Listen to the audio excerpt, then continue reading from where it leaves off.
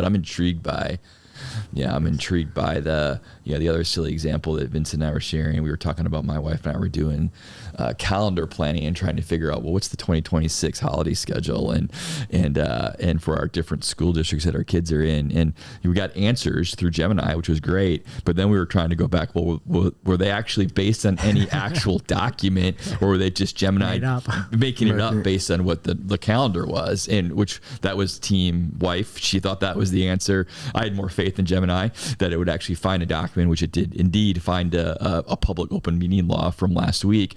But it was interesting. But I had to dig down to find that. And again, really silly, stupid example, but it's going to be intriguing of like, how much do we accept the quick responses that come back versus really trying to know what was that based on, inference or actual data? Example, I think it's an amazing example that had so many things that we should dig into at some point. But one of them being that Google is amazing at search.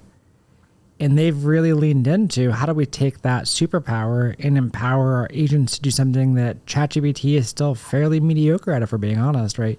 It can now go do real-time search queries. It has for a while, but it's not great. When you watch Gemini do that, it's a lot better. It's a lot better at that. Yeah. So especially with deep research now, like that's a phenomenal capability.